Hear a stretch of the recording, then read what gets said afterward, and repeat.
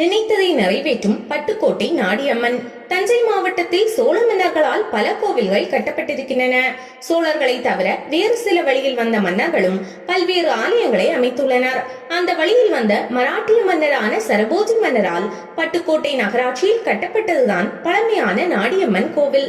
இந்த ஆலயம் சுமார் 400 ஆண்டுகள் பழமையானது. இந்த ஆலயத்தில் அருளும் நாடியம்மன் என்ற பெண் தெய்வத்தை பட்டுக்கோட்டை மற்றும் அதனை சுற்றியுள்ள மக்கள் பல ஆண்டுகளாக வழிபட்டு வருகின்றனர். தன்னை நாடி வருபவர்களுக்கு நல்லதை செய்வதால் இந்த அம்மனை அனைவரும் நாடியம்மன் என்று அழைப்பதாக இவ்வூர் மக்கள் சொல்கின்றனர். 1-2 தலைமுறைகளுக்கு முன்பு வரை இந்த பகுதியில் நாடியம்மாள் என்ற பெயர் பலருக்கும் வைக்கப்பட்டிருந்தது. அந்த பெயரும் கூட இந்த அம்மனின் வழியால் ஏற்பட்டதுதான் என்கிறார்கள். தல வரலாறு. இந்த நாடியம்மன் கோவில் உருவானது பற்றிய வரலாறு ஒன்று சொல்லப்படுகிறது. ஒருமுறை தஞ்சை மராட்டிய மன்னரான சரபோஜி மன்னர் காட்டில் வேட்டையாட சென்றார்.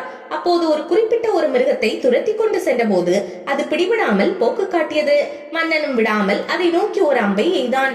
அந்த அம்பு தாக்கிய நிலையில் அந்த மிருகம் அருகில் இருந்த அடர்ந்த புதருக்குள் போய் ஒளிந்து கொண்டது. தாக்குதலுக்குள்ளான அந்த மிருகம் புதரை விட்டு தப்பி செல்ல வாய்ப்பில்லை என்று நினைத்த மன்னன் அந்த புதரை நீக்கினான்.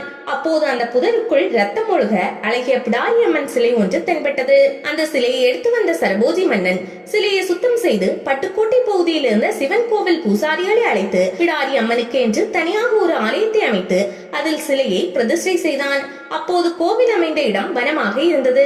அந்த வனத்தில் அமைய பெற்ற பிடாரி அம்மனுக்கு நித்தியப்படி பூஜைகளும் விழாக்களும் கொண்டாடும் பொறுப்பு மற்றும் ஆலயத்தை நிர்வகிக்கும் பொறுப்புகளை அவ்வூரை சேர்ந்த சின்னான் செட்டியார் என்பவரிடம் சரபோஜி மன்னன் வழங்கினார். ஆரம்பத்தில் காட்டில் கண்டெடுத்த கருங்கல் பிடாரி அம்மன் சிலையை வைத்து வழிபட்டு வந்தனர். பின்னர் சின்னான் செட்டியாரின் முயற்சியின் காரணமாக பிடாரி அம்மனுக்கு ஐம்பொன் சிலை ஒன்று வடிவமைக்கப்பட்டு அதனை பிரதிஷ்டை செய்து வழிபட தொடங்கினார். இந்த அம்மனை நாளடைவில் நாடியம்மன் என்ற பெயர் பெற்றார் என்கிறது ஆலய வரலாறு. இங்கு ஆண்டுதோறும் பங்குனி, சித்திரை மாதங்களில் இந்த அம்மனுக்கு காப்பு கட்டி திருவிழா நடைபெறுகிறது. திருவிழா காலங்களில் இந்த அம்மன் தனது ஆலயத்தை விட்டு குடிபெயர்ந்து பெரிய கடை தெருவின் நடுவில் இருக்கும் மண்டகப்படி நடைபெறும் மண்டபத்தில் வீற்றிருப்பாள். கொடியேறி திருவிழா முடிந்த பிறகுதான் மீண்டும் ஆலயம் திரும்புவாள் என்கிறார்கள். இந்த ஆலயத்தில் நடைபெறும் வரகரிசி மாலை, வெண்ணெய் தாளி போன்ற திருவிழாக்கள் சிறப்பானது.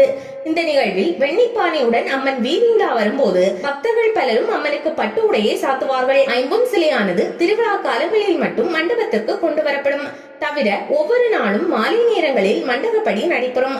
அனைவராலும் வணங்கப்படும் இந்த அம்மன் நினைத்ததை நடத்தி வைக்கும் சக்தி படைத்தவளாக இருக்கிறாள்.